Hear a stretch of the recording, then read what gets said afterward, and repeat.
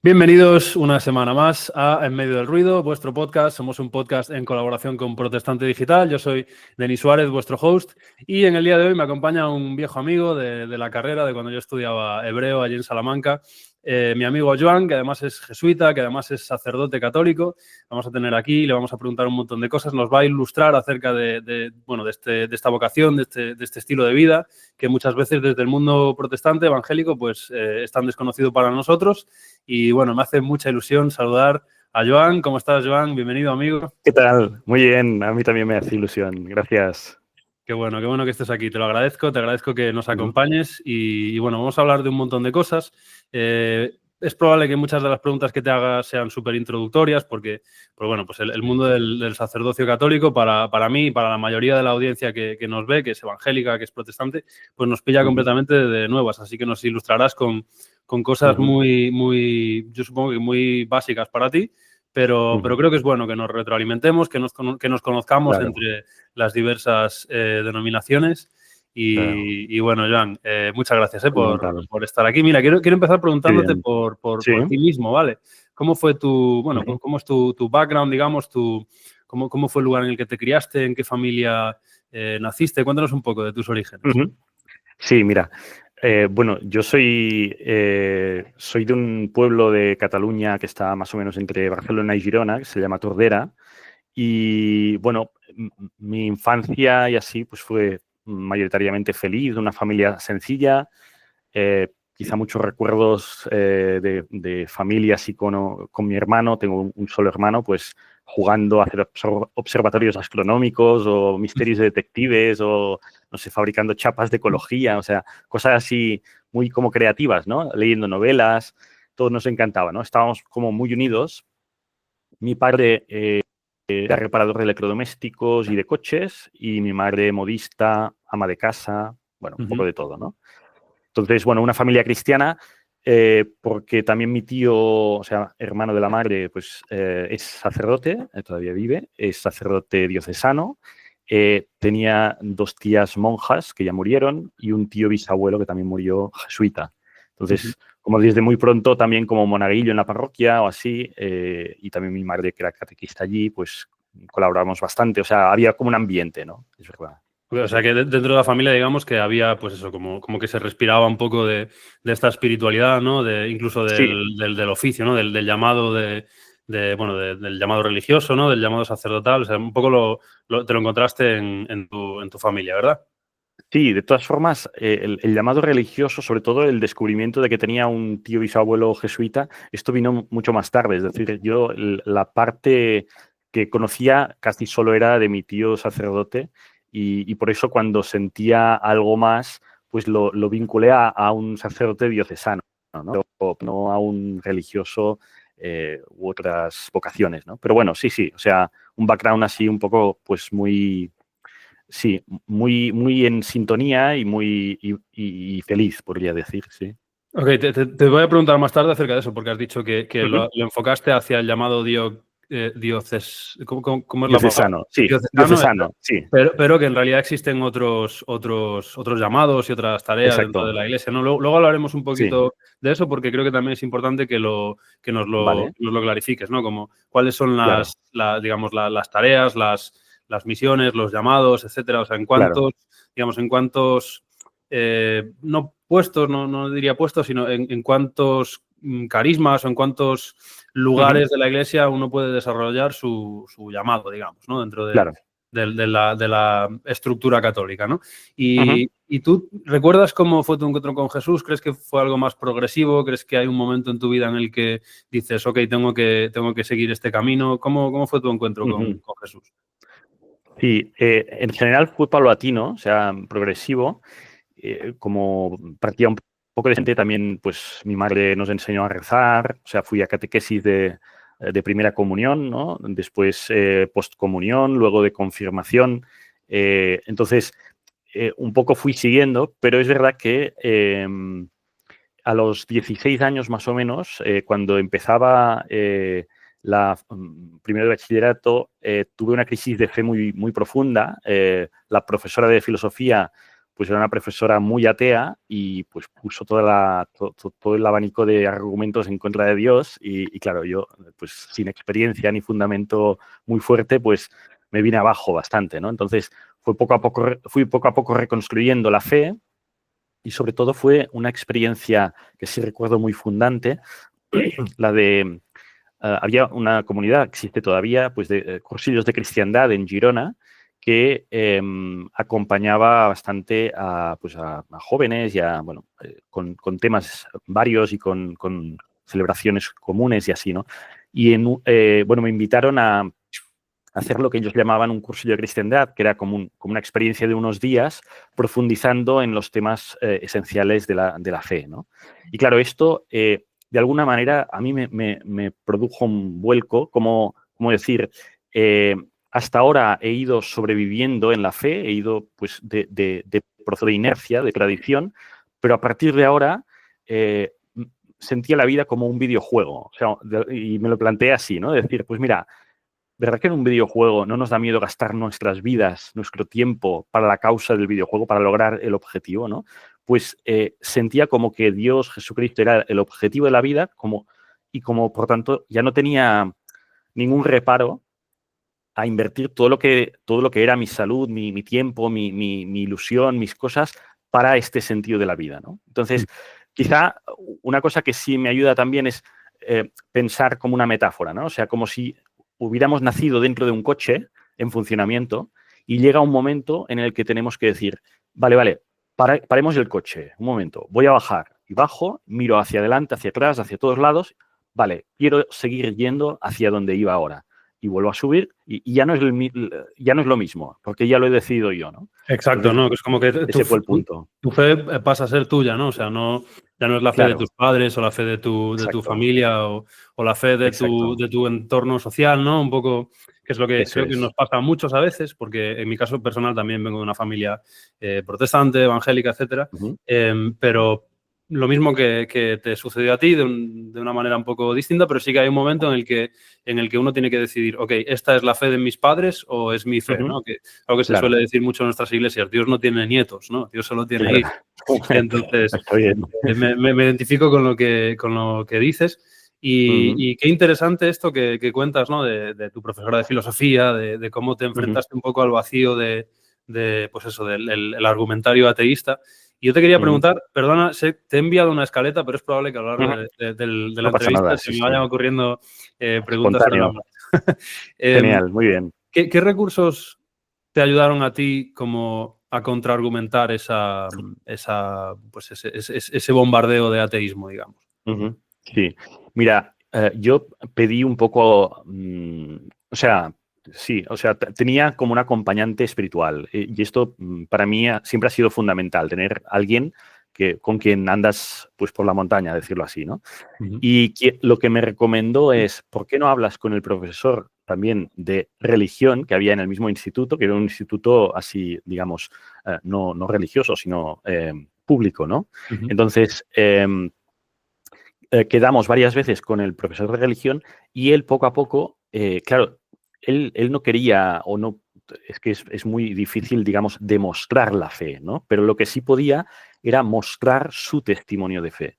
Y entonces, a través de experiencias vitales propias, me fue acompañando a mirar la fe desde otra perspectiva, que no era tan exacta de sí, no, blanco, negro, sino de una vivencia personal que apuntaba hacia una dirección y que era plausible hacia esta dirección, ¿no? Es un poco difícil de explicar, pero sí que fue como un acompañamiento, digamos. Claro, o sea, Sí. nosotros lo llamamos un discipulado, ¿no? Digamos, Vale, pues sí. Ujú. esto sería, ¿no? Y Sí. claro, ¿en qué momento dentro de ese proceso, ¿no? De encontrarte tú mismo con Dios, de decidir que esta es tu fe, ¿en qué momento decides, ok, creo que tengo que dar un paso más allá y creo que tengo que ordenarme sacerdote o creo que Ujú, tengo que dedicarme a la vida eclesial, digamos? ¿En qué momento ujú. decides dar ese paso, ¿no? De compromiso extra, digamos.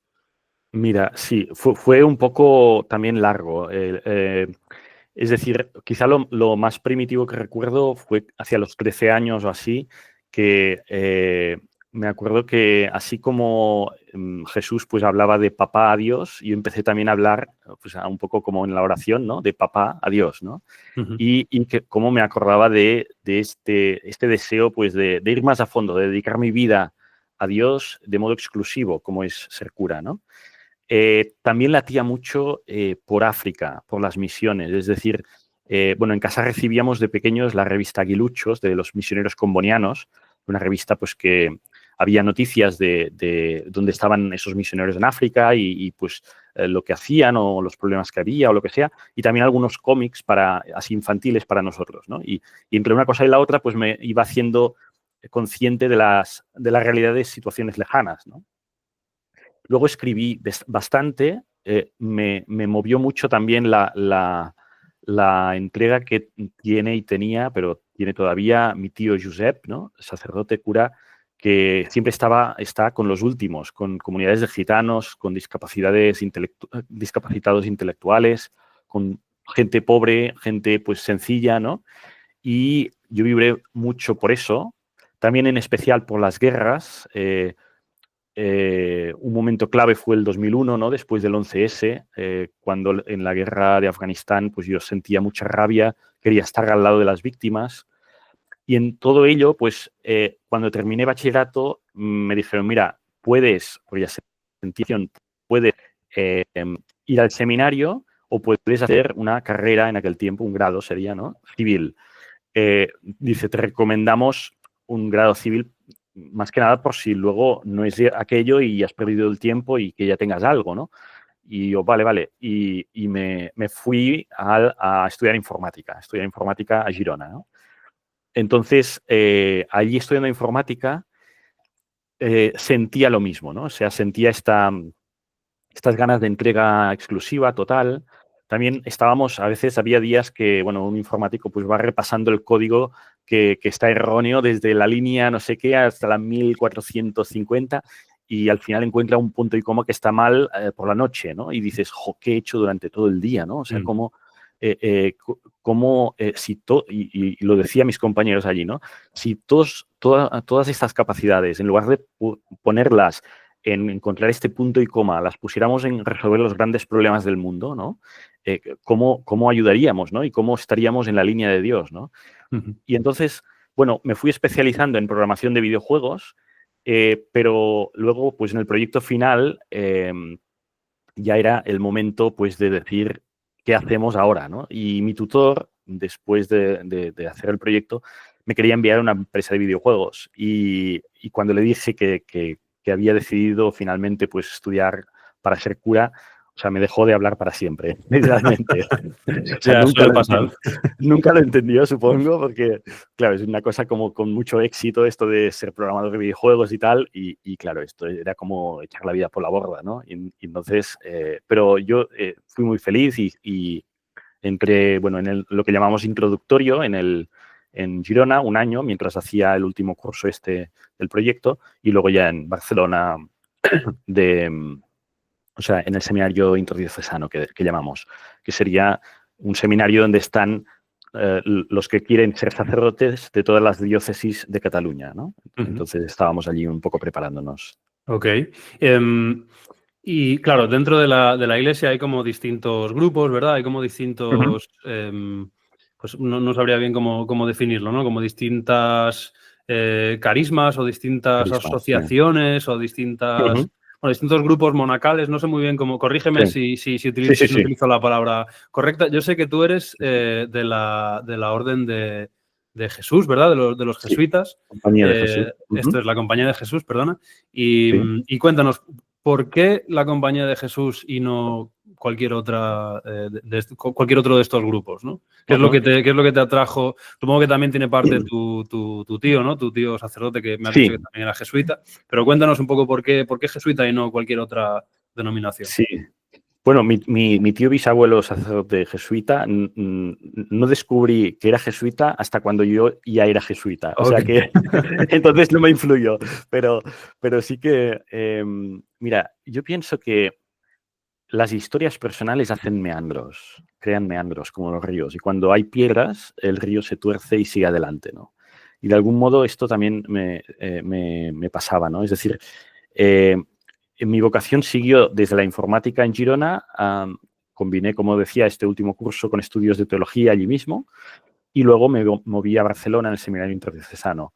Entonces allí estábamos jóvenes pues de distintas diócesis, o sea, un poco para aclarar también por lo que decías, ¿no? O sea, dentro de la Iglesia hay los curas diocesanos, los sacerdotes diocesanos, que serían los que están en diócesis dependiendo de un obispo diocesano. Por tanto, digamos, ellos básicamente se encargan de parroquias y, digamos, como un símil médico sería los médicos de cabecera, ¿vale? Que atienden a todo el mundo, ¿vale?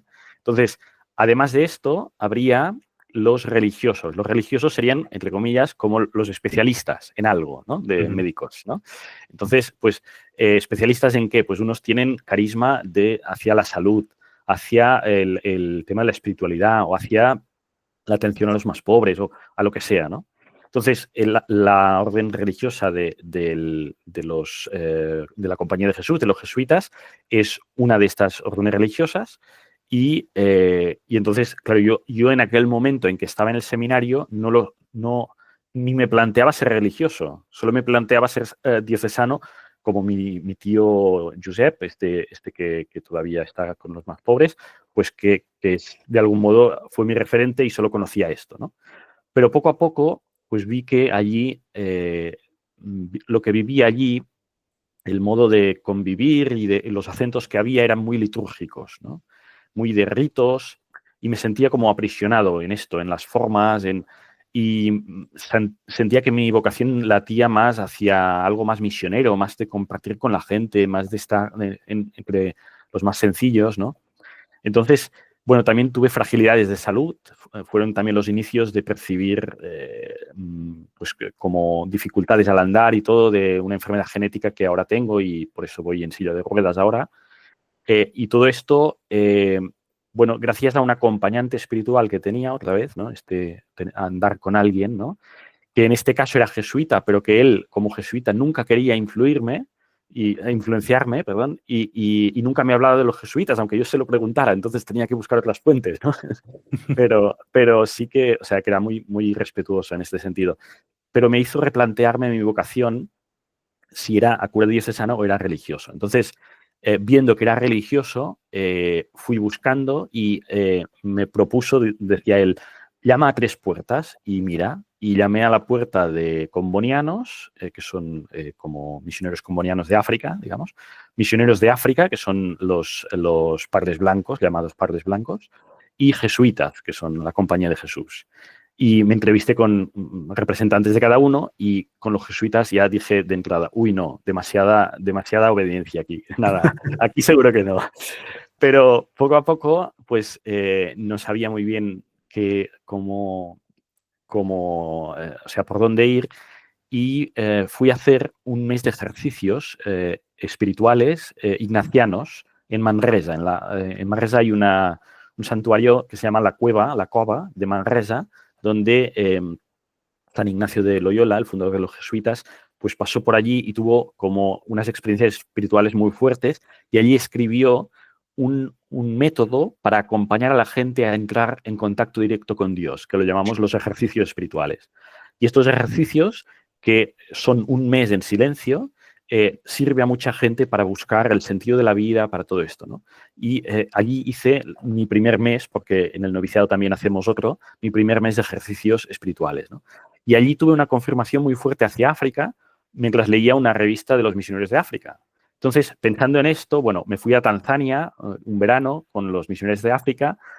Fue una experiencia dura y profunda a la vez, de realismo, de Dios, en la miseria, en el corazón enorme de mucha gente.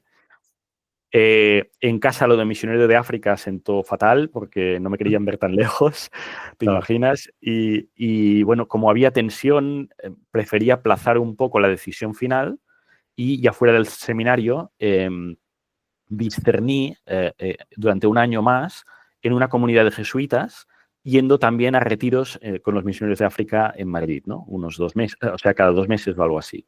Y entonces, yo diría, respondiendo ya a tu pregunta, que me decanté por los jesuitas quizá por dos motivos principales cuando estaba en esta comunidad, ¿no? Una, porque sentía una paz especial dentro de mí que se repetía día tras día hacia esta dirección, ¿no? Y yo creo que esto es un referente que cualquier persona en cualquier vocación puede ser algo, o sea, es uno de los métodos que utilizamos también en el acompañamiento espiritual para poder discernir una vocación, ¿no? Si algo te da paz y esta paz se va repitiendo hacia la misma dirección, ¿no? Y el otro punto sería ver cómo se querían en aquella comunidad, ¿no? O sea, yo vivía entre ellos, entre estos jesuitas, y un poco como dice pues, el Nuevo Testamento, ¿no? Como viendo cómo se quieren, ¿no? Pues que sepan que son de Jesús, ¿no? Pues yo sentía esta libertad de espíritu especial, esta forma de tratarse con cariño, pues que me cautivó. Yo creo que también fue algo determinante, ¿no? Más o menos. Claro. Entonces entiendo que además de, o sea, no solo que sean grupos, digamos, como con unas características propias, sino que hay un llamado concreto para cada una de las órdenes, ¿no? Porque, si no recuerdo mal, tú me habías dicho que la orden de los jesuitas tiene un voto de pobreza, por ejemplo, ¿no? Que hay que vivir, supongo que es como os compromete a vivir con, pues sin grandes lujos, sin grandes, o sea, austeramente, digamos, pero cada grupo tiene como su propio voto, sus propias características, ¿no? Y es un poco donde más sientas que cabes, ¿no? Entiendo, o hacia el tipo de llamado que más te sientes inclinado, ¿no?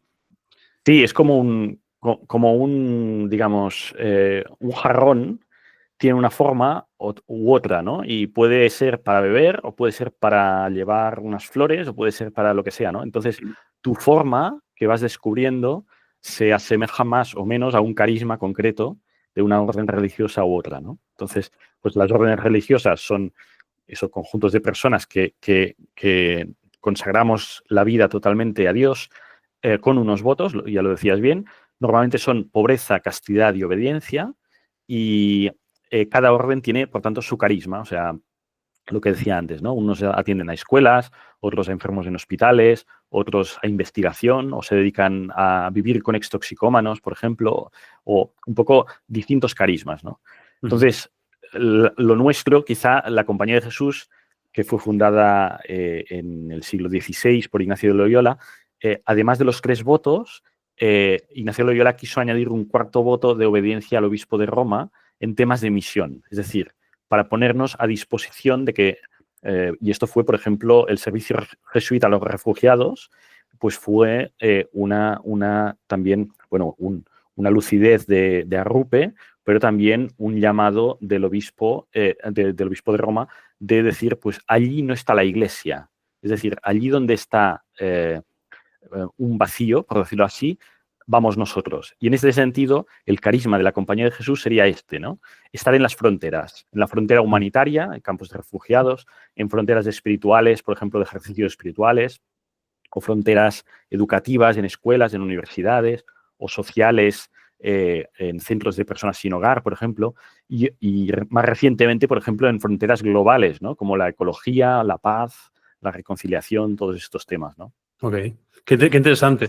Claro, tú ahora eres sacerdote, o sea, me imagino que no todos los jesuitas son sacerdotes, sino que eso es, digamos, un paso más allá, digamos. Bueno, sí, dentro es decir, los jesuitas es una orden que llamamos una orden sacerdotal, por tanto está orientada al sacerdocio, pero no todos, ya lo dices bien, son sacerdotes, sino que hay hermanos también. Aunque hoy día hay muchos menos, pero hay una vocación de hermanos, ¿no? Pero bueno, hermanos y sacerdotes coexisten en la Compañía de Jesús, sí. Ok. Cuéntame un poco, ¿cómo es el día a día de un cura pues eso, qué es lo que haces? ¿Cuáles son tus deberes, tus ejercicios, digamos? ¿En qué consiste el día a día de un sacerdote a día de hoy? Cuéntanos un poco tu cotidianeidad.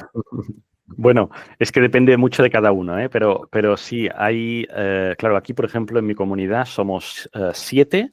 Tenemos ahora acogidos a dos personas migrantes de Marruecos que estaban sin hogar, pues, y esto enriquece mucho más la comunidad, ¿no? Entonces, pues cada uno depende. Hay alguno que está en la escuela, que tenemos pues a unos kilómetros, ¿no? Pues cada día va allí, pues está pues como un profesor más en medio de las clases de los niños, pues atendiendo a la gente, si acompaña espiritualmente a gente, pues alumnos. Cuando volvemos, yo por ejemplo estoy, es decir, también por mis limitaciones físicas, estoy dedicado más a un proyecto digital que me encargaron desde promoción vocacional también de la compañía sobre un videojuego en espiritualidad ignaciana. Entonces estoy coordinando a nivel de toda España a unos 200 alumnos de distintos centros. Wow. Y cada día, pues 8 horas están trabajando una cincuentena de alumnos pues en 3D, en programación, de todo, y están ensamblando un videojuego que en un año esperamos ya sacar, ¿no? Pues Wow. claro, ahí también voy dedicando bastante. Luego, pues quizás en la parroquia por la tarde, pues hoy mismo, ahora después de esta entrevista iré a celebrar la misa allí, ¿no? Pues es un momento también de estar con la gente, de atender a la gente, a los fieles, escuchar pues qué llevan del día, de la semana, sus angustias, bueno, un poco como es muy variado, muy diverso, luego también momentos pues más de comunidad entre nosotros, ¿no? Pues hoy mismo pues estábamos aquí en la comida, pues comentando un poco la realidad internacional, la preocupación que teníamos de las guerras y de todo esto, lo del Papa Francisco que murió y que ahora en el conclave, a ver qué tal. O sea, esas cosas, claro, también tejen mucha fraternidad, ¿no? Y es un apoyo emocional fuerte para nosotros, ¿no? Claro, es un poco una vida en comunidad, ¿no? Que es como realmente como una familia, ¿no? Exacto. En ese sentido, ¿no? ¿Qué Sí. dirías que es una pregunta un poco personal, pero ¿qué dirías que es lo mejor y lo peor de la vida sacerdotal? A ver, sí. A ver, yo diría, empiezo por lo peor, quizá. Lo peor, a ver, hay renuncias. Por ejemplo, renunciamos a amar a una mujer, por ejemplo, de modo exclusivo, o las religiosas a un hombre, o a quien sea, porque también pueden ser homosexuales, ¿no?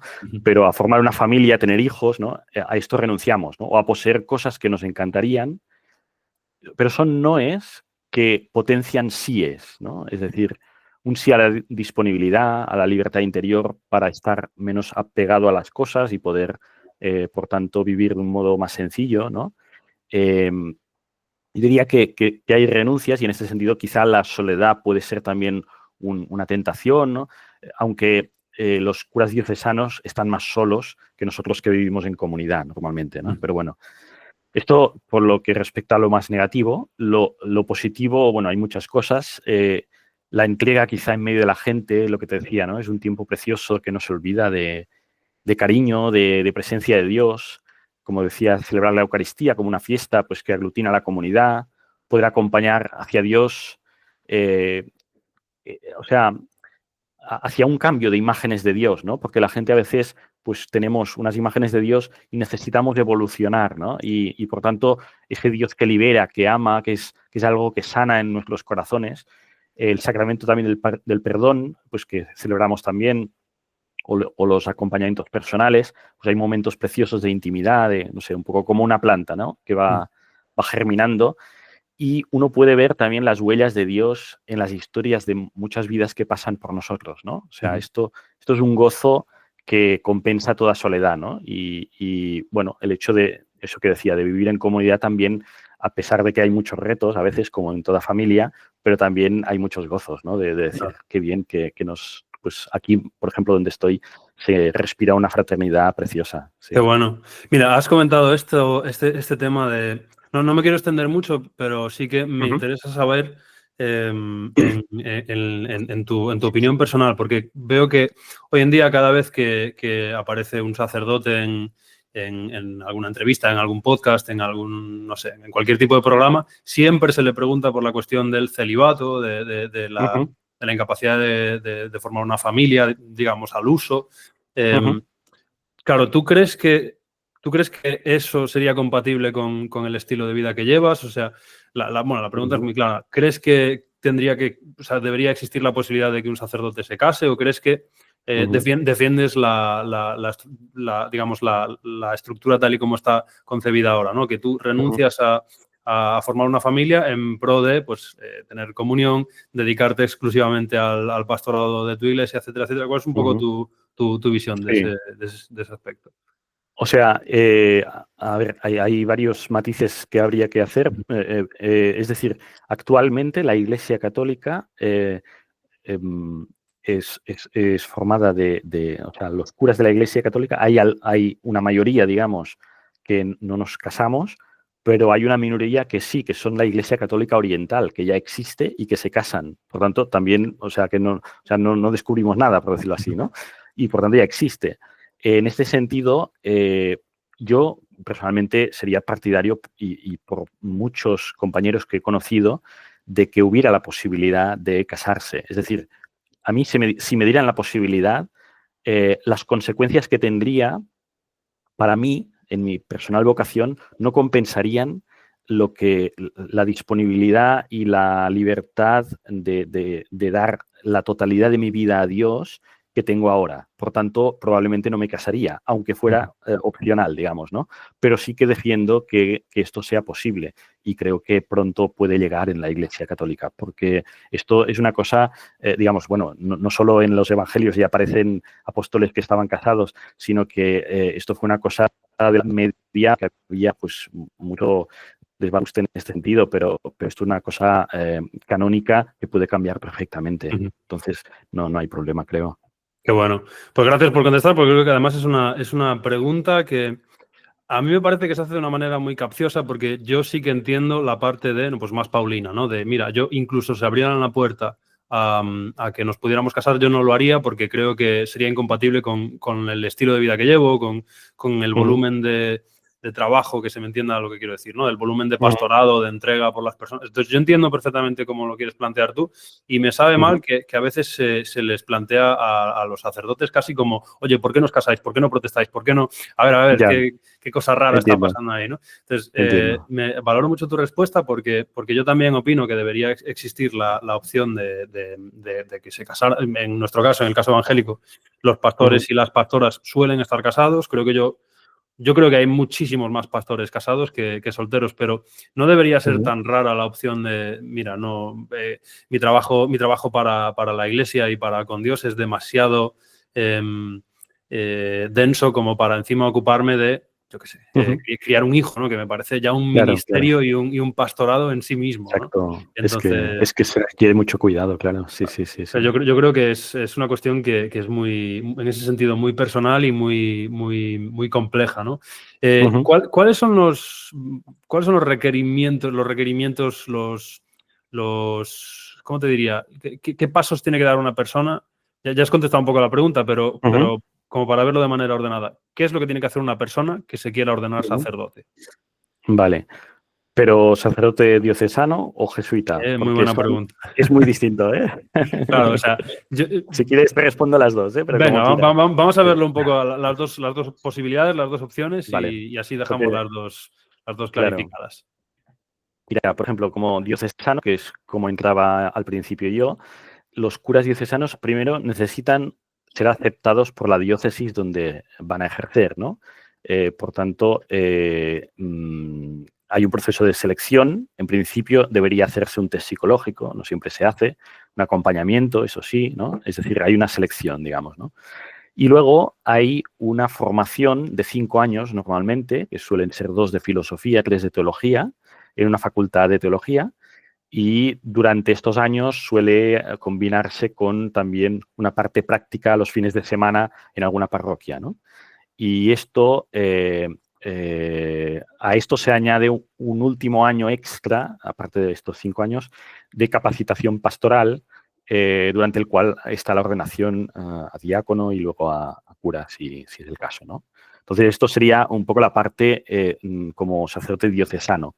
Como jesuitas somos un poco más duros de moler, ¿eh? O sea, hacemos una formación bastante más extensa. O sea, cuando decidí entrar a la compañía en 2009, entré en 2 años de noviciado, que los hice en San Sebastián, que sería como 2 años de profundizar en las raíces espirituales de nuestro carisma y poder, pues, ponernos también un poco a prueba, ¿no? De decir, bueno, pues vamos a hacer los servicios más humildes de todos, ¿no? Pues ir frotando váteres, ir barriendo, o sea, ¿estoy realmente disponible para todo o solo para lo que me conviene, ¿no?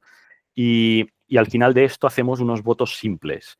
Decimos simples, son pobreza, castidad y obediencia, porque luego hay otros votos. Es decir, en la compañía de Jesús primero hacemos estos votos que los candidatos prometemos para siempre, pero la compañía todavía no se compromete con nosotros hasta los últimos votos, ¿vale? Entonces, a partir de ese momento, por tanto, 2011, yo prometo los votos, por tanto, pobreza, castidad y obediencia por vida, y luego empieza otro estadio de formación que llamamos juniorado, unos 2 o 3 años ampliables, que serían estudios de humanidades, de filosofía, terminar un grado civil si no lo tienes. Yo tenía ya la informática, pero entonces estuve estudiando estudios hebreos y arameos en la Universidad de Salamanca contigo, precisamente. Exacto.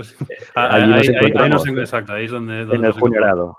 Exacto. Después de esto, estamos 2 años de una experiencia que llamamos magisterio, que podríamos decir sería como prácticas de empresa, ¿no? O sea, vamos a hacer una práctica en una comunidad jesuítica concreta, con un proyecto concreto, tal.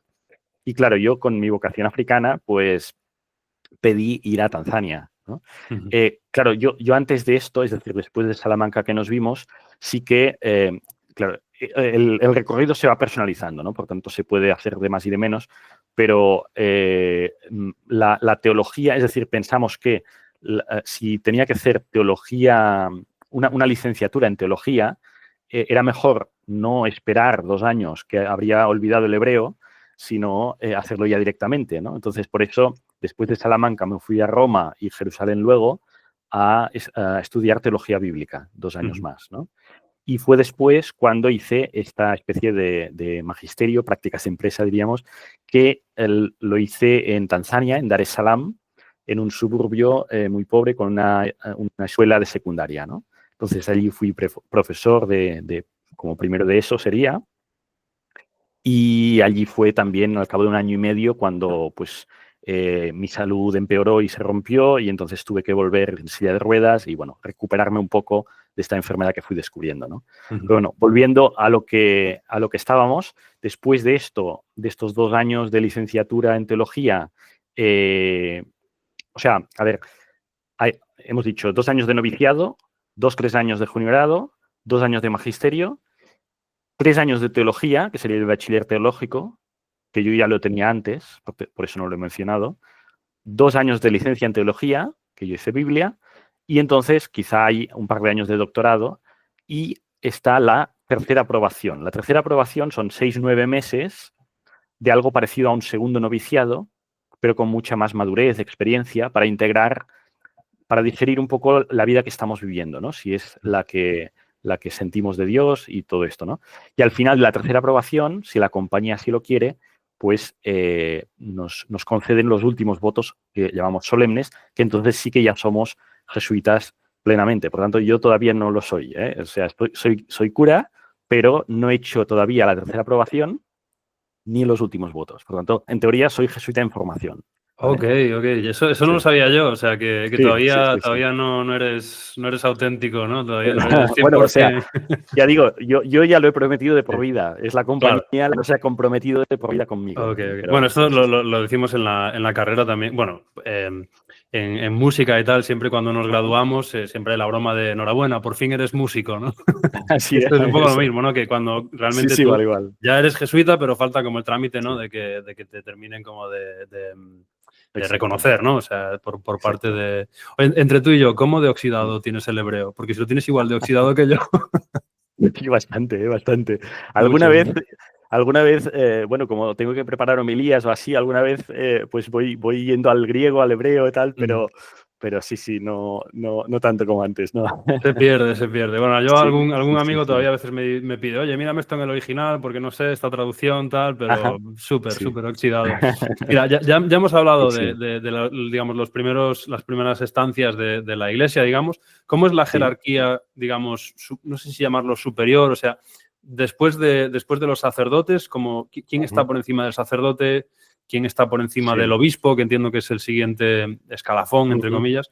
Cuéntanos un poco cómo es la jerarquía alta. No sé, de verdad, si digo algún término que no es correcto, corrígeme, pero ¿cómo sería como la alta jerarquía de la Iglesia? ¿No? Sí, es decir, actualmente, bueno, o sea, la Iglesia Católica actualmente se organiza así, ¿no? Jerárquicamente, digo, yo pienso que no es esencial del mensaje de Jesús, sino de la tradición de la Iglesia desde los primeros siglos, pero digo, porque desde que se asemejó bastante al Imperio Romano se organizó de este modo más piramidal, ¿no? Pero digo que no es esencial, sobre todo viendo las comunidades de Jesús, ¿no?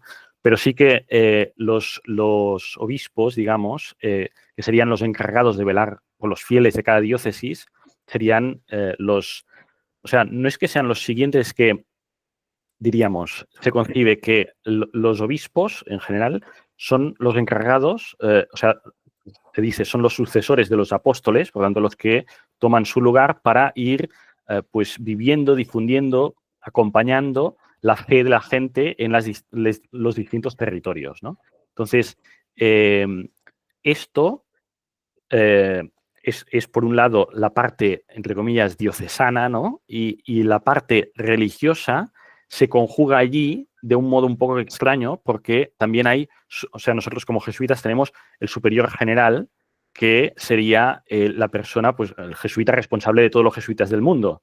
Y claro, y esto es casi como un obispo, pero no es un obispo, ¿no? Por decirlo así. Por lo tanto, se combina lo que es la jerarquía de la Iglesia Católica de los obispos con todos los superiores generales también de las distintas órdenes religiosas, ¿no? Pero entonces, el obispo de Roma, como quizás sabéis, pues se concibe como un hermano mayor, ¿no? Se llama primus inter pares, ¿no? Que sería como quien vela por la Iglesia Católica de todo el mundo. Y entonces él, por ejemplo, nombra a los obispos con la ayuda de ternas de 3 nombres que se proponen desde la diócesis, tras consultas que hace una figura que se llama nuncio. Y bueno, y cada obispo entonces sí que tiene cuidado de la gente, pero como no llegarían, entonces ordenan a curas diocesanos que les ayuden en esta misión pastoral, ¿no? Entonces es por eso que está, y pues cada cura se encarga de una parroquia, por ejemplo, o de muchas, y en estas parroquias pues se le llama párroco y es quien anima un poco la comunidad, ¿no? O sea, sería un poco el tejido, ¿no? Pero bueno, ya digo que esto también algo importante que nos deja el Papa Francisco es, bueno, que a él no le gustaba que le llamáramos Papa, sino obispo de Roma, precisamente por acercarse a todas las confesiones cristianas, ¿no? Porque, o sea, como medio ecuménico, ¿no? Y él nos dejó lo que es la sinodalidad, ¿no?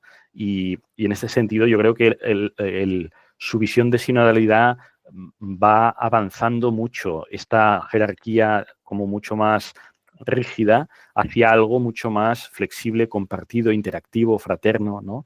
Y, por ejemplo, en el sínodo mismo, solo para hablar del papel de la mujer, ¿no? En el sínodo de la sinodalidad que firmó el mismo Papa, decía, no hay motivos que impidan a las mujeres asumir papeles de guía de la Iglesia. Lo que viene del Espíritu Santo no se puede detener. También queda abierta la cuestión del acceso a las mujeres al sacerdote, al ministerio diaconal. Perdón. Y es necesario continuar el discernimiento. Por tanto, en ese sentido, como que el sínodo ha sido como un dar alas a un cambio mucho más de las vértebras, ¿no? Del esqueleto de la Iglesia. Y esto también ha sembrado mucha esperanza en el mundo. Yo creo que claro. sí. Claro, sí, la cuestión de la mujer en la Iglesia también es un tema que se ha debatido mucho y que creo que el Papa Francisco en concreto avanzó mucho en esa materia, ¿no? Creo que todavía, desde fuera, parece que todavía queda por concretar, ¿no? Tipo, ¿cuál va a ser a partir de aquí el camino a seguir, ¿no? En nuestro caso, como la única, entre comillas, jerarquía que hay es los pastores, no hay Claro. bueno, diría, no hay nadie por encima de los pastores, pero realmente cada denominación sí que se confederan de alguna manera a las iglesias. Entonces sí que, por supuesto, los pastores tienen que rendir cuentas delante de otras personas, pero no son personas que tengan poder directo en la iglesia local. En ese sentido, como el tope del escalafón, digamos, es el de pastor. Y en ese sentido nosotros tenemos pastoras. Sí que hay denominaciones que todavía son un poco reacias a reconocer a la mujer en la tarea pastoral. Pero bueno, aquí en el podcast hemos tenido a Asun Quintana, por ejemplo, que es una pastora extraordinaria de Madrid. Yo siempre digo que es mi madre espiritual. Y en ese sentido sí que creo que el Papa Francisco, como tú bien dices, pues hizo muchos avances en ese sentido. Claro, a mí me cuesta imaginar todavía mujeres sacerdotes en la Iglesia Católica y más todavía pues mujeres obispas, ¿no? Supongo que todavía hay un camino largo que recorrer, ¿no? Sí, es complicado, es decir, ¿sabes qué pasa? El Papa, es verdad que ha puesto figuras clave, por ejemplo, a dirigir dicasterios, que son como si fueran los ministerios de un gobierno, pues en el Vaticano, ¿no? Los servicios que se encargan a nivel mundial de atender, ¿no? Pues ha puesto a mujeres que no había, o sea, ha roto, digamos, esquemas antiguos, ¿no? Pero es verdad que ya habiendo hecho lo que ha hecho, hay un montón de gente que está muy en contra suyo dentro de la Iglesia Católica. O sea, tiene muchos enemigos, ¿no? Entonces, claro, es como un transatlántico esto. Si tú giras de golpe, vas a tumbar el transatlántico. O sea, tienes que girar poco a poco, porque si no te cargas a todo el mundo, ¿no? Sí. Entonces, claro, esta es la dificultad de una iglesia pues así tan grande que se tiene que contar con que no haya tantas roturas o cismas. Digo, por ejemplo, en el Concilio Vaticano II, pues los lefebrianos se salen de la iglesia porque no lo aceptaron, ¿no? Es decir, luego ha habido la reincorporación o la reapertura, pero quiero decir que hay como este peligro. Aún así, yo diría que hace falta más valentía, claramente. Es decir, no hay motivos teológicos para no aceptar a las mujeres. No hay motivos teológicos. Y esto es por miedo y es por muchas veces por enganche al poder. Por tanto, claro, yo creo que aquí sí que tenemos que dar pasos y espero que podamos darlos. Quizá no próximamente, quizá lo que puede venir más próximamente de cambios sea lo del celibato, pero bueno, quizá al menos en un futuro medio, al menos poder ver mujeres diáconos, que sería otro paso, ¿no? Poco a poco, a ver. Claro. Yo, bueno, tal vez peco mucho de luterano en este sentido, ¿no? Yo soy como bastante tajante. Claro, dentro del protestantismo, pues es más sencillo, entre comillas, romper con este tipo de moldes, digamos, porque claro, como tú perteneces a una denominación dentro de la iglesia y la iglesia, o sea, las denominaciones son completamente independientes unas de otras, lo peor que te puede pasar es que te cargues tu denominación, ¿no? En ese sentido no hay tanto peligro, entre comillas, y luego hay el hecho de que bueno, el lema de la Iglesia reformada es que es Ecclesia reformata semper reformanda. En ese sentido, tenemos como siempre la puerta abierta a que los tiempos nos den nuevos paradigmas, nos den nuevas formas de hacer, que siempre que estén, digamos, alineadas con la palabra de Dios, lógicamente no puedes romper. Siempre digo, ¿no? Porque a veces la idea de la libre interpretación, mucha gente de fuera la interpreta como yo leo la Biblia y hago de mi capa un sayo, y tampoco es así. O sea, claro, yo lo que no puedo hacer es decir solo hay un Dios que es Alá y Mahoma es su profeta y decir que soy protestante, ¿no? O sea, obviamente hay unos límites a la libre interpretación, pero dentro de esos límites yo siempre puedo como buscar de qué manera puedo traducir a mi contexto cultural el mensaje del Evangelio, ¿no? En ese sentido. Pero que no me quiero ir muy lejos de la pregunta. Por encima del arzobispado, ¿qué es lo que, o sea, quién es, o sea, cómo funciona y en qué consiste la figura del cardenal, que entiendo que es lo que está por encima del obispo, ¿no? Bueno, a ver, sí, es decir, o sea, no es que sea una figura por encima de, sino que los cardenales. Eso es, perdona, que no lo quiero decir, no lo quiero decir mal, no quiero utilizar la terminología incorrecta. Tranquilo. No, es decir, se designan algunos obispos o arzobispos como cardenales, que serían aquellos que pueden elegir al Papa, ¿no? Elegir al obispo de Roma, digamos, ¿no?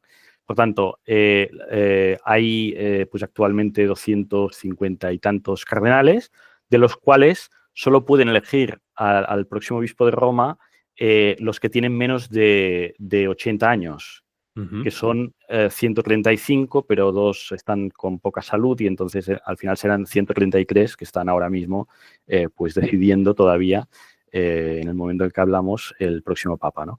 Pero quiero decir, cardenal sería como un nombramiento que no es que tengas nada especial por encima, sino que, bueno, o sea, tú puedes, o sea, dentro de la Iglesia pueden reconocerlo como una dignidad y como lo que sea, pero, o sea, a efectos prácticos es un obispo mismo, o un arzobispo, pues que tiene esta posibilidad de que cuando pues haya una sede vacante, como es ahora, que se murió el Papa Francisco, pues que puedan elegir al siguiente, básicamente. Porque serían como obispos con la capacidad de elegir Exacto, sí. al obispo de Roma, digamos. Exacto, eso Ok, es. Sí. vale. Sí.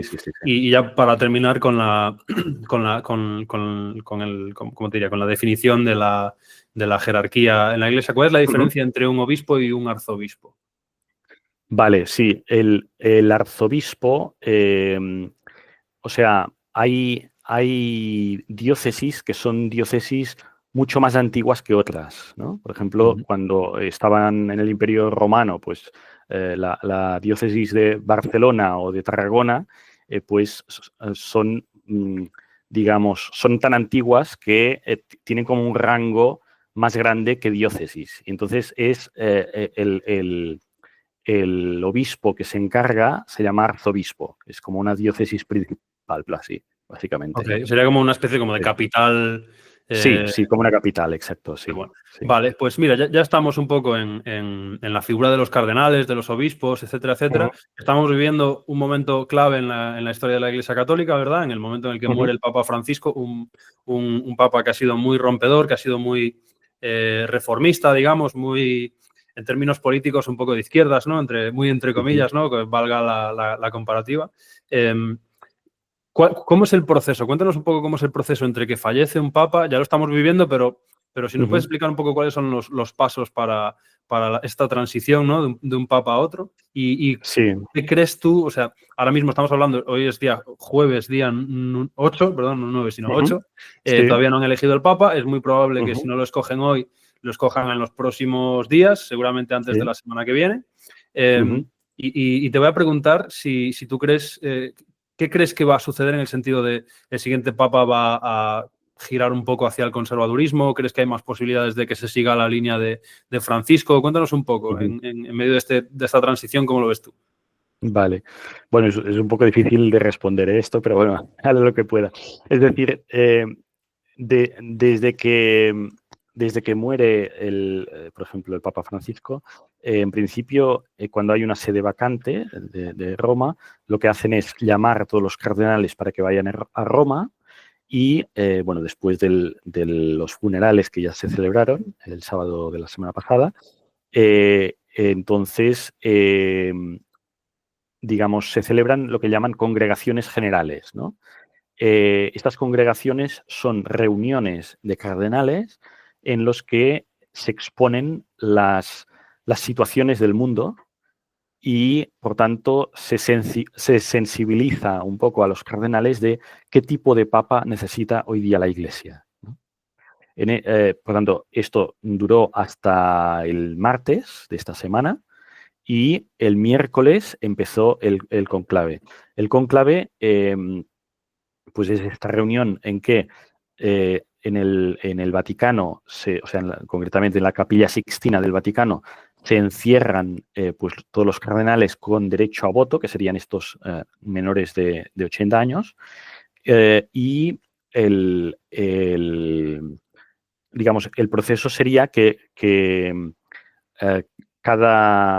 es decir, al principio, por ejemplo, el miércoles por la mañana hubo una misa inicial y por la tarde ya empezaron con una primera votación, ¿no? Entonces, está lo típico que quizá habéis visto por las noticias, pues que hay la fumata, ¿no? La fumata blanca o la fumata negra. Pues entonces instalan, esto es como una tradición, digamos, ¿no? Pero bueno, instalan una chimenea y si salen digamos, si queman digamos, directamente pues, las papeletas, sale humo negro y si le añade un colorante, por decirlo así, básicamente, pues sale humo blanco. Entonces, si sale humo blanco, es como un mensaje a los de fuera de que ya han podido elegir el nuevo obispo de Roma, ¿no? Entonces, ayer miércoles por la tarde hubo una votación y a partir de hoy, cada mediodía, es decir, por la mañana hay 2 votaciones y por la tarde hay 2 votaciones. Y, por ejemplo, ahora que estamos hablando son las 5, pues ahora a las 5 habrá fumata blanca si han elegido en la primera votación de la tarde y si no, no será hasta las 7 que habrá fumata blanca o negra, la que sea, ¿no? Es decir, solo una vez por...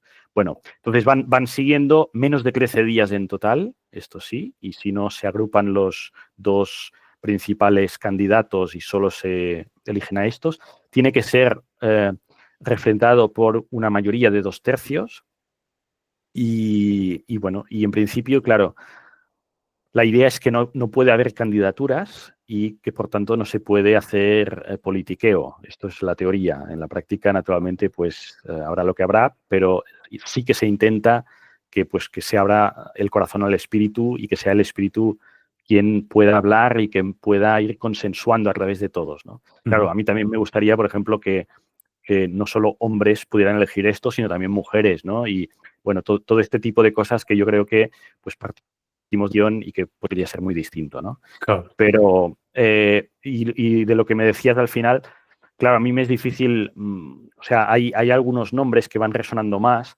dicen que los que más suenan son los que menos salen luego, pero yo creo que en general, por ejemplo, después de estas primeras congregaciones generales que hubo hasta el martes, la sensación de los cardenales era que había que hacer obispo de Roma a alguien que tuviera esta misma línea del Papa Francisco. Esta es la... Por tanto, si dentro de esta misma línea es alguien que lo mantiene o alguien que si lo anima todavía más y lo despierta más y lo que sea, pues no lo sé. Pero yo creo que un candidato completamente opuesto o muy conservador o muy, pues, o sea, yo creo que no encajaría ahora a una continuidad del Papa Francisco, ¿no? Pero bueno, esto, ya digo, que estoy abierto a lo que, las noticias pueden ser distintas, sí. Claro, es un tema porque, claro, si ahora aparece un papa más monolítico, más old schooler, digamos, claro, es muy difícil recuperar todo el trabajo que ha hecho el Papa Francisco de cara a, pues eso, apertura a los nuevos valores culturales, etcétera. Entonces, como tú dices, ¿no? O sea, realmente creo que la Iglesia necesita una continuidad con la perspectiva del Papa Francisco. Y creo que no sería sabio decantarse por cortar con esa tendencia, ¿no? Y bueno, sí, yo creo que... Mira, no, solo te quería decir, o sea, un poco también contra los miedos, ¿no? Es decir, estamos como muy tranquilos en el sentido de, yo creo que sí que hay cosas que no pueden, que no son reversibles. Es decir, la denuncia a los abusos de cualquier tipo, esto si se volviera a ocultar, la sociedad, o sea, se encendería, no podría sostenerlo. Claro. El tema de la mujer, si va para atrás, también habría o sea, con la sensibilidad moderna que hay hoy, yo creo que o mantener y frenar o adelante, pero para atrás no. O sea, hay cosas, por ejemplo, la sensibilidad con los migrantes o con la ecología. Si después de la Laudato Si, de la exposición esta de ecología, señalando el capitalismo como un gran eje de destrucción, ¿no? Pues si esto se revierte, no se puede reverter 180 grados, ¿no? Yo creo que hay cosas que como máximo, digamos, podrá frenarlos un poco, pero la sociedad ya ha percibido que esto viene de Dios y que está apoyado, ¿no? Qué bueno. Pues estaremos pendientes a las próximas horas porque seguramente está, como decíamos, tiene que estar al caer ya. Si no es ahora, será más tarde, si no será mañana, pero no, es casi impensable que esto se aguante hasta la semana que viene, ¿no? Sí, a ver, en principio, por ejemplo, Benedicto XVI de 2 papas fue en 24 horas más o menos y Francisco tampoco fue elegido en menos de 2 días. Por tanto, si llevamos ya un día, pues sí, o mañana o sí. A ver, Qué bueno. veremos. Pues Sí, mira, sí, sí, sí. no te quiero entretener mucho más porque me imagino que tienes que estar pendiente Sin de problema. la última hora de Roma, pero sí No que me pasa nada. gustaría hacerte algunas preguntas que Ujú, procuramos hacer a todos los invitados y que creo que dicen mucho más del invitado ujú, que cualquier cosa que uno pueda responder de ujú. manera consciente, ¿no? Es como para conocerte un poquito más. Te voy a Vale, hacer 3 preguntas rápidas. vale. La primera sería o sea, sin que sea Jesús, o sea, no vale decir Jesús, ¿con qué A ver. personaje de la Biblia pasarías una hora? ¿Con qué personaje pasarías un día? ¿Y con qué personaje pasarías una semana? Wow. Bueno, a ver, no sé, o sea, podría intercambiarlos un poco, pero bueno, yo diría, no sé, una hora, yo diría con San Pablo, quizá, escuchar uno de sus discursos, poder empaparme. Para mí la figura misionera y apostólica de San Pablo ha sido siempre como muy, que me ha acogido mucho, ¿no? Ujú. Un día, yo diría con Pedro, con San Pedro, para preguntar y compartir y escuchar cómo fue vivir en la vida en comunidad con Jesús, ¿no? Qué estilo tenía, cómo trataba a la gente, ¿no? Alguien que, porque Pablo no vivió con Jesús, pero en cambio Pedro sí, ¿no? Entonces, cómo, bueno, yo creo que también necesitaría un poco más, ¿no? Y luego una semana, bueno, ya digo, pueden intercambiarse o ser distintos, ¿no? Pero yo creo que a mí me cautivó mucho la figura del siervo sufriente de Isaías, ¿no? Ujú. Y el sentido del sufrimiento. Y esto es algo que no se puede en un día, no se puede entender o no es tanto entender, es una comprensión del corazón, ¿no? Es una percibir, no sé, sentir, ¿no? Entonces, poder preguntar al siervo qué sentido tenía todo este sufrimiento, todo esto que estamos viendo en Gaza, en Sudán, en tantos sitios, en Ucrania, pues cómo poder dar sentido a la gente que está sufriendo también en nuestras parroquias o comunidades o donde sea, ¿no? Esto yo creo que sería, pues, Ujú. a alguien a quien escucharía todavía más. Muy buena respuesta, muy buena respuesta. Mm, Me sorprende mucho las respuestas a esta pregunta porque no sé, es como la Biblia ofrece un montón de perfiles y es muy bonito. El otro día le ujú, preguntábamos a David de esta asociación de lucha contra la pornografía. Él nos hablaba de sí. que quería estar una hora con Adán para preguntarle cómo era vivir en el plan original de Dios.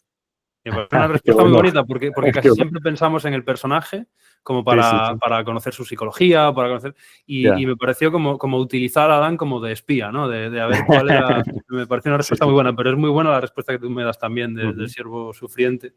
Eh, ujú. ¿Puedes recomendarnos un libro, un disco y una película?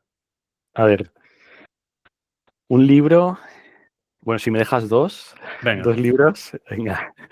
Lo recomiendo, no sé, en inglés, ¿eh? A mí me han gustado así. Uno es de Ilia Delio, se llama The Unbearable Wholeness of Being, God, Evolution and the Power of Love. O sea, Interesante. la insoportable totalidad del ser, Dios, la evolución y el poder del amor, que es un bellísimo alegato a una, digamos, a una actualización de la fe desde la ciencia y desde la evolución, desde todo lo que es la teología cuántica y lo que hemos aprendido, ¿no?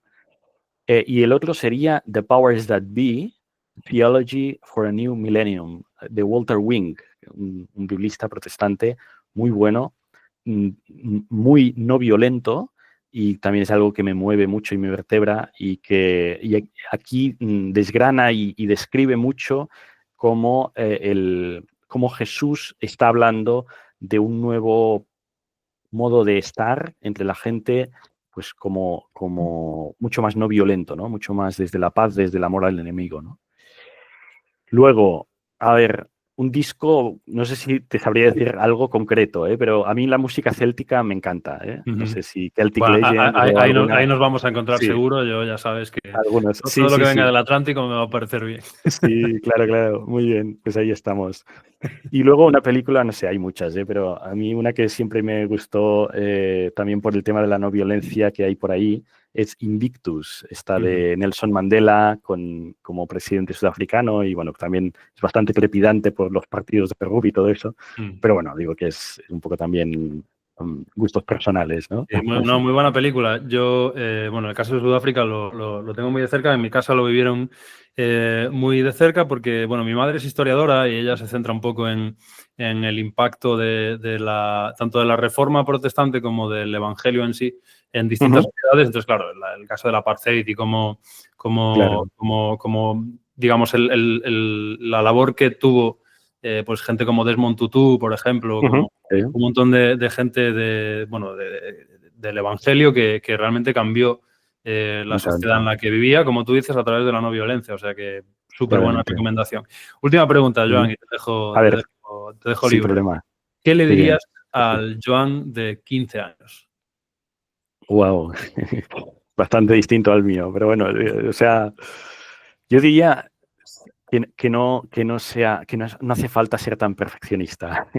A veces la perfección creemos que, pues tenerlo todo controlado, todo, ¿no? Y esto no nos va a llevar más a Dios, más a la felicidad, sino quizá el cariño, la comunión con los demás. O sea, también esta enfermedad que estoy todavía viviendo y que va a ser mi hermana enfermedad, ¿no? Que voy a compartir toda la vida probablemente, pero esto me ayuda a tener más sensibilidad por los vulnerables, a acompañar a otro ritmo, ¿no? A lo que decía el Papa Francisco, el tiempo es superior al espacio, ¿no? O sea, no hace falta, o sea, podemos gustar y saborear el tiempo, el cariño de las relaciones con la gente y no hace falta pues ser tan rígidos y perfeccionistas como era en su tiempo yo. Bueno, Pero bueno, Joan, pues todavía me queda, ¿eh? Todavía en eso estamos todos. Y el estamos todos, perfeccionismo. sí. Mira, hay un libro que me gusta mucho que se llama El corazón de un artista de Rory Nolan, que es un líder de alabanza. En nuestro contexto es un poco digamos, el director artístico musical de una iglesia muy grande allá en Chicago. Y habla del perfeccionismo como un falso dios, en realidad, como una especie de ídolo que nosotros tenemos. Sí, Y cuando tú, digamos, cuando tú estás luchando por hacer las cosas con perfeccionismo y no con excelencia, probablemente lo que hay es que Dios no está en el lugar de tu adoración, sino posiblemente tu trabajo, posiblemente tu llamado. Y bueno, es curioso porque nuestro llamado para servir a Dios puede acabar convirtiéndose en nuestro Dios en sí mismo, ¿no? Entonces, muy buen mensaje ese que le lanzas al Joan de 15 años y que espero que también recojan los oyentes de 15 años de la actualidad. Joan, muchísimas... Mira, Dime, a mí perdona. solo digo que a mí me ayuda una cosa que es empezar, despertar el día y decir, mira, hoy hay una agenda, pero solo hace falta querer a la gente. No hay más deberes, ¿no? Y esto yo creo que puede servir a todo el mundo también. Así es. Joan, pues muchísimas gracias por acompañarnos. Nos has esclarecido muy bien un montón de aspectos que a nosotros nos son bastante lejanos desde el mundo protestante. Así que nada, muchas gracias. Hemos disfrutado mucho de Gracias a escucharte. vosotros. Estupendo. Y bueno, si quieres despedir a la audiencia con algún último mensaje, el micro es tuyo. Nada, pues yo diría que no tengamos miedo, de vivir la vida, de vivir la fe, de actualizarla, de poder lanzarnos a comprometernos con los demás, que muchas veces pues el miedo y la cultura del miedo, así con el armamentismo y todo esto, nos deja encerrados en nuestro bienestar, en nuestro capitalismo, en el consumismo, pues que no tengan miedo, yo diría eso. Amén. Pues muchas gracias, Joan, y nos vemos nosotros la semana que viene con más En Medio del Ruido.